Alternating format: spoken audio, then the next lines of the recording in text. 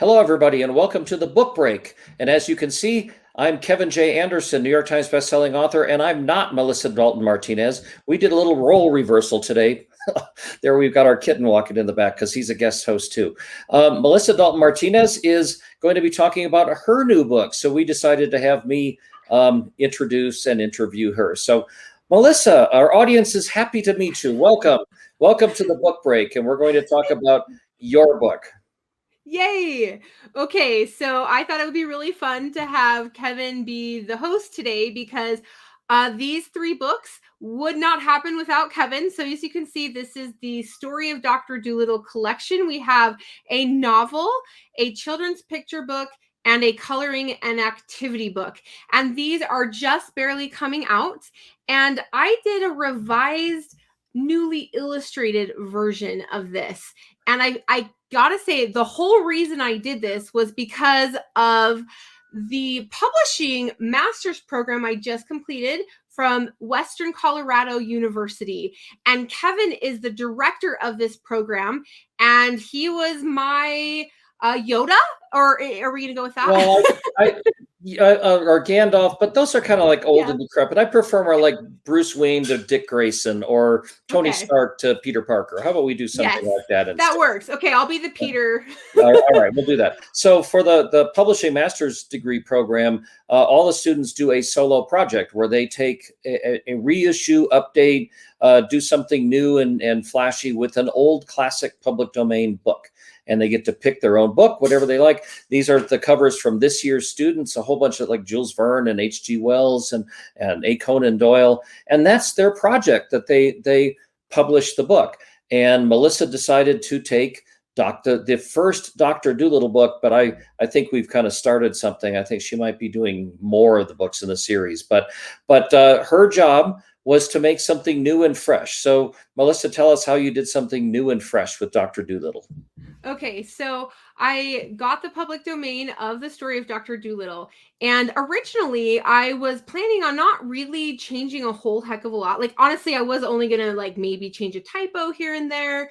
But I'm a mom of 3 children, which is why I picked a children's book. And when I got into it, I realized it had a lot of the 1920s stereotypes of African characters, and I was just not comfortable with that. And Hugh Lofting was simply a product of his time, but that 1920s version is just not appropriate for today's world, and certainly not something I wanted to present to my own children. So I went to Kevin and said, instead of just doing a little minor typo fix, can I go ahead and do a more revised edition? And I'd like to take out a number of things throughout, and I actually need to rewrite an entire chapter and a half.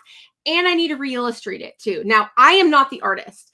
I have an amazing artist, and you can see from the images of the book that this artwork is gorgeous. This is done by the illustrator Tom Tolman, and he's been amazing to work with. So we decided, let's get it re-illustrated.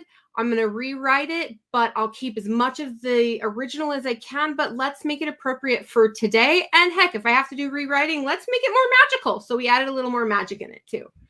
Well, and that actually has brought up a thing that we've dealt with a lot of the other student project, because if you're reissuing a public domain book, that means everything that we can do is older than 1926 right now.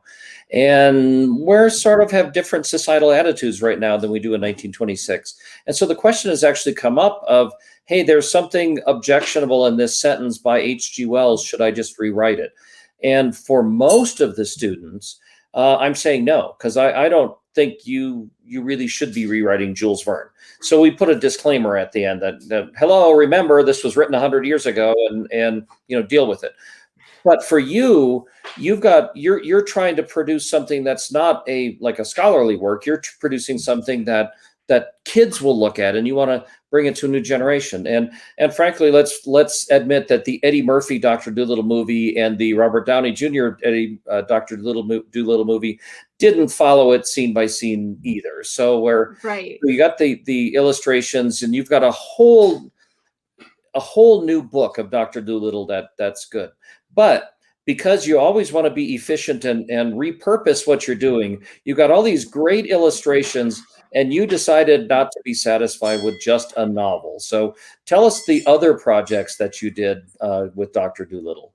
Yes. So, I have the novel, but then I thought I have all these gorgeous illustrations. Why don't I work with Tom and let's get some of them painted and make them full color. So then we took the, 26,000 word novel and I rewrote it and condensed it down to about 800 or 900 words, made a 32-page children's picture book with full color illustrations, as you can see. And this is more of what we might call a lap book or beginner readers. So I actually have my little kids that helped me with this, which was super fun. They helped me pick which are their favorite parts and which are their favorite illustrations. And we made this fun little book for them. And so my first grader sits down and practices her reading, and my fourth grader reads to his little sister. And so it's really fun. And because now I have even more art, and I couldn't stop there, another member of our class, Amanda Spriggs, actually recommended, hey, Melissa, you have all this awesome art. Why don't you do a coloring book? And I went, yeah, that's a great idea. It didn't even occur to me. But so then I went, sure, let's do a coloring book. So I went to Tom again, and we took some of the illustrations, we simplified some of them. I worked with my assistant, Susanna, and we made coloring book and activity books. So we have the coloring pages, dot to dots, mazes, Sudokus, word searches, and just have an entire collection. So whether you have a toddler or a sixth grader, there are things for everyone in there. Wow.